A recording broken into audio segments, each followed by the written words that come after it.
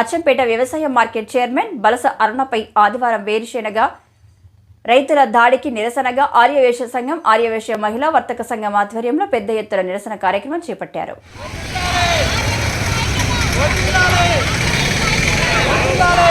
నాగర్ కర్నూలు జిల్లా అచ్చంపేట పట్టణంలో ర్యాలీ నిర్వహించిన వారంతా అంబేద్కర్ చౌరస్తా వద్దకు చేరుకుని ధర్నా నిర్వహించారు. మార్కెట్ కమిటీ చైర్మన్ అయిన ఓ మహిళపై దాడికి పాల్పడిన వారిపై కఠిన చర్యలు తీసుకోవాలని డిమాండ్ చేస్తూ తహసీల్దార్కు వినతిపత్రం అందజేసిన ఆర్యవైశ్య సంఘం ప్రతినిధులు.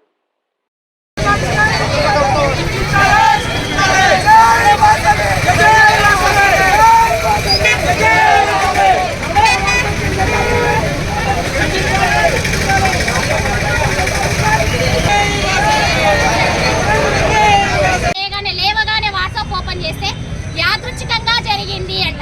చీరలాగడం యాదృచ్ఛికమా అండి? మహిళలకు అంత విలువ లేకుండా చేస్తే ఎట్లండి? ఒక మహిళ ఇండి కూడా మహిళను చీరలాగడం ఏమన్నా ఉందా అండి? తను వచ్చి ఇక్కడ నిలబడవండి, మేము అదే పరిస్థితి చేస్తే వాళ్ళు ఊకుంటారా అండి? వైశ్యులు అయితే ఊకుంటారు. ప్రభుత్వము ఇచ్చిన పోస్ట్లో ఉంది, మార్కెట్ చైర్మన్ హోదాలో ఉంది, ప్రభుత్వ ప్రతినిధి ఆమె పైన దాడి చేయడం మరి పూర్తిగా అమానుషమైన చర్య.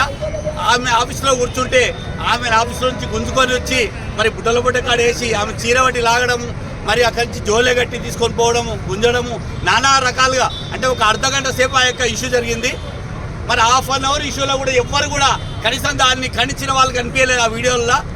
మరి ఆ చర్య మనం ఎక్కడున్నాం, ఇంతకు ఏ కాలంలో ఉన్నాం? మరి ఒక మహిళను ఇంతమంది ఆడ 100 మంది చూస్తుంటే వీడియోలు తీస్తున్నారు, కానీ ఒక్కరు కూడా ఆ యొక్క ఆ చర్యను ఖండించలేకపోయారు. దాన్ని మేము ఆర్యవైశ్య సంఘం తరఫున ఇక్కడ చాలామంది మిగతా సంఘాలు, మిగతా పార్టీలు కూడా వచ్చి ఖండిస్తున్నాయి.